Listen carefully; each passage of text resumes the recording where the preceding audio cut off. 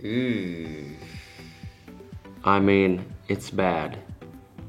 It's super broken. You don't know what to do. Oh my gosh, how am I gonna fix this? Taking an iPhone to one of those like third-party repair centers can usually be pretty costly, but I know how to fix it, and I'm gonna help teach you how to do the same. And today I'm gonna use a screen replacement kit that I found on Amazon, and I'm not being paid, so I won't be afraid to tell you if it sucks. This is called the U-Repair iPhone LCD screen replacement repair kit. We'll get it fixed, and I'm gonna show you how. Also, I wanna mention, this phone's been run over by cars. Multiple times, probably. The camera, front and back, doesn't work at all. When she pulls it up, it's just a black screen, nothing happens. So I also ordered the eShine iPhone 6s 4.7 proximity sensor plus cloth, and we'll be replacing that as well.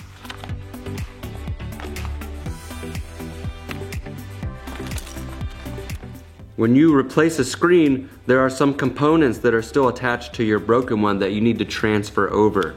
One of those being the ribbon cable that has your front-facing camera and the fingerprint scanning home button. All right, so we're gonna start by taking the two pentalobe screws out of the bottom of the phone by the lightning connector. Use the included suction cup and a flathead screwdriver or a little pick to try and lift up the edge of the display and separate it from the body of the phone. Once you do that, it'll hinge open. Do not pull it apart at this point. Before you do anything, find the battery, the plate with two screws, take it off and disconnect the battery before continuing. Along the upper right corner of the phone, there is a metal plate with 5 screws. You want to take the 5 screws out, remove the plate, and then disconnect the 3 connections. Once you do that, the display can easily be taken away.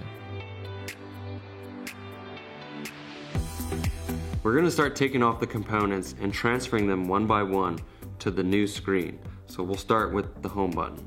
There's a metal plate covering the home button with 2 screws. Remove the 2 screws, take off the plate, disconnect the terminal, and there's some adhesive holding this ribbon tape onto the back of the display. Gently pry that up. And what I found to be the best method is to take your finger on the front of the button and just gently push it out until it finally releases. Alright, cool. Now that we've got it off, we're going to put it onto the new display, just like we took it off. Tap it down with the pry tool, make sure it sticks, but don't put the little plate on until we replace the bigger metal plate for the back. So there's a metal plate right here that's screwed all the way around. There's quite a few screws. We need to take that off and replace it onto the new screen. Yeah, so there's 1, 2, 3, 4, 5, 6, 7, and 8 screws holding this big plate on. Once you take those out, pull the plate off. We're just gonna take off this ribbon cable, but if yours was still in working order, the front-facing camera, the speaker, and that whole proximity sensor assembly would transfer over to your new one. But since this one's broken, we're just going to replace it completely. Right, so this one's a little more complicated. Take out the screws in the plate just like before. Lift up the cable to reveal the speaker behind it. That'll just lift right out. And then there's just a little bit of adhesive holding on this one part of the cable. Get that loose and the whole thing comes off. This is our broken camera. Okay, back on the new display. Put the plate on just like you see here. The tab goes between these 2 plates. Let's replace the home button plate, put the screws in there, and that part should be good to go. So take off this blue tab exposing some adhesive for the camera's ribbon cable. And on that part of the ribbon cable, there's a hole that lines up with the display, showing you where it goes, pretty much. Stick it on nice and tight, put all the proximity sensor and everything back in their respective holes, add the speaker on there, remove the cover to the new lens if this is a new ribbon cable, and then slide that into its socket. You want to make sure this part is right. When you think you've got it, put back on the retaining plate and screw it into place. We're so close. The home button's back on, the back plate, and the new front camera assembly ribbon cable connector, whatever you want to call it. It's all ready to go. All we have to do is now install it back on to the back part of the phone. Okay, so there's a groove on the top of the display that you'll have to line up, and once you do that, Start getting all your connections made. There's that 5-star plate that you'll have to put back on. And don't forget to reconnect the battery. That's a pretty important step, actually. Once you get everything connected, start closing the display. Line it up from the top, a little bit of pressure all the way down towards the bottom. You'll feel it seat in. Once you get it seated in, put in the 2 pentalobe screws, and you're good to go. Now we've reached the moment of truth.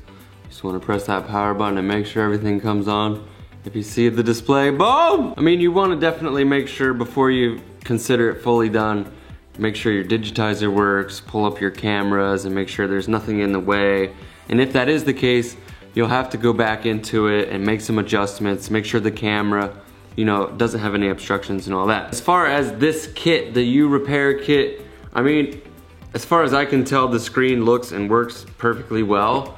I will say the Phillips head screwdriver, which you will use the most during this fix, it is magnetized, but it's not very strong. I noticed some of the teeth started to strip out. But you don't want to torque too hard on these things anyway, so maybe that's a good thing. It definitely did the job, and it seems to work pretty well. So I'll leave a link in the description if you guys want to use that exact repair kit. You just fixed your own iPhone. Thumbs up this video if you found it to be super useful. Don't forget to leave a comment down below. Subscribe now if you're not already, and turn on those post notifications so you will be notified when I do upload another tech video. Thank you guys so much for watching, and I'll see you on the next one.